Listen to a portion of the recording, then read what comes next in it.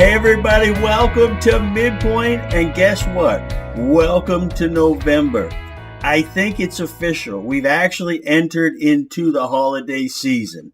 Listen, if you're keeping track, I just want to help you. I'll be your huckleberry. 50 days until Christmas. I can't wait. I'm really excited about Christmas this year. I believe it's going to be our best yet. Listen to this. I hear next week here in Florida that it's supposed to be down in the 30s with a big cold front that's coming through. I know to some of you that are watching tonight, not a big deal. But for us in Florida, usually the cold fronts put us down into around maybe the mid 80s or so. You know, that's the average.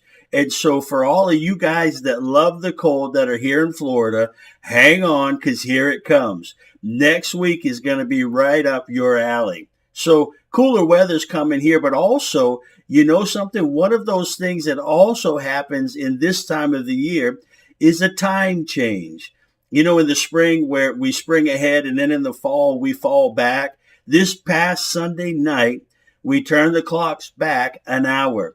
I read online one time that the time change is like cutting a foot off the top of a blanket and sewing it on the bottom of the blanket. Of course, the point being that it really doesn't seem to make a lot of sense. Maybe it does, maybe it doesn't. I'm not sure. But regardless of whatever side of that debate you fall on, I think we'd all agree that falling back in life sometimes is not such a good thing. You know, in other words, we kind of default to certain things in life. You know, when someone says something or someone does something very specific to us, then we always react in a specific way. Some call it muscle memory. You know what I'm talking about? I mean, it's so much a part of us that we don't even think about it. We automatically react in the very same way. We automatically fall back into certain things. Now, having said that, let me say this. Not all of that is bad. I mean, if your default is to the good, you know, when you're pressed, you react in a way that is good, then that's a great thing. If your muscle memory is to be good and to do good, fantastic. But sometimes, how many would admit that our reaction isn't necessarily good?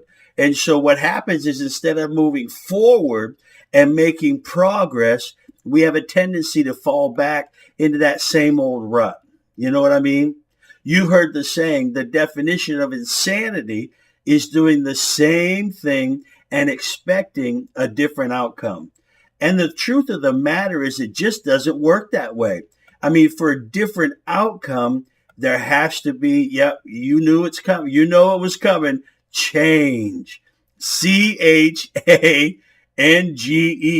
Change. Question: how many of you love change?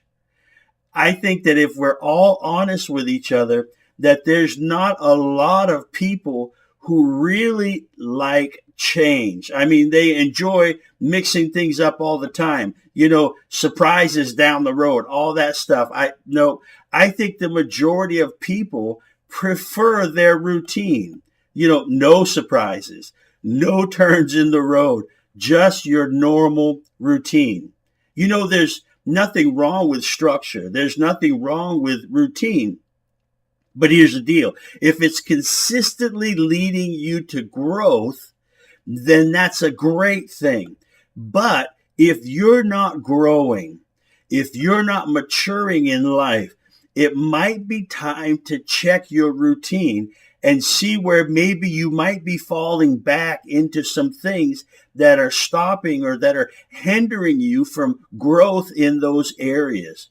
Now, I understand that's not easy because, you know, a lot of times in life, we just become so used to walking with a limp in that area. If I could use that example, you know, we've got to the point where we don't even recognize that we're limping in that area. It's just become a way of life. And the truth of the matter is that we've convinced ourselves that the limp takes less energy than it would take if we actually tried to grow in that area. There may be some truth in that, But the greater and the more important truth is simple. We're holding on to something that hinders our growth. There's some major companies in the earth today that are, if they even exist anymore, then their influence in the earth is minimal. Where they used to be mega, I mean, I'm talking like the world standard back in the day when I was growing up. But because they resisted change, they became ineffective. And many of them, they're not even a business anymore, let alone a world changer. Can I tell you, that's not God's will for your life. In God's plan, He wants you to grow in every area of your life. The Bible gives us a glimpse of the heart of God towards us in 3 John 1 and 2. Beloved, I pray that you prosper in all things and be in health just as your soul prospers. That word prosper is a verb. In other words, it's not static, but it's an action word. And it's this idea of ongoing prosperity in every area of your life. Simply put, to prosper is to be in a better place today than you were yesterday.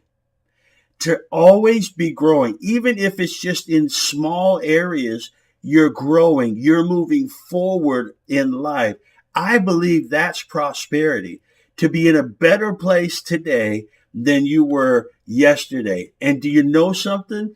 That's God's will for you and for your family. He wants you to prosper, or He wants you to grow in every area of your life. He wants you to stop falling back into those habits and routines. Why? Because they resist His desired outcome for your life. They hinder what God wants to happen in your life when we fall back into those habits and into those routines that resist growth, if you will. You know what I'm talking about?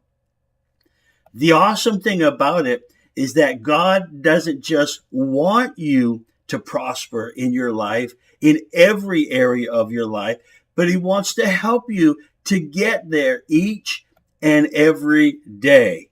But for that to happen, as tough as it may seem to you right now, you've got to embrace some change.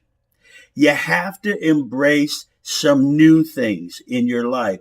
Maybe it's a new attitude. Maybe it's new perspectives on some things. Maybe it's some new ideas. Maybe it's some new creative wisdom in your life that God wants to put in your life through His Word and through other godly men and women and so on. And guess what? He'll show you what those things are in your everyday life. He's not withholding any of those things, but each and every day, He'll give you those, what I call course corrections. They're just these, you're just going through life, and they're just little nudges to go a little bit to the left, to go a little bit to the right, to maybe hold back on something or to move forward in some area of your life.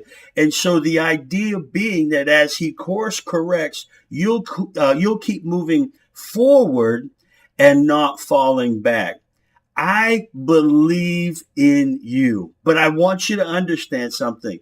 More importantly, God believes in you. And so join me in finishing this year out strong, and let's just go for it. Let's not wait for a New Year's resolution. Let's not wait till January, but today, let's make a decision to follow God into the new.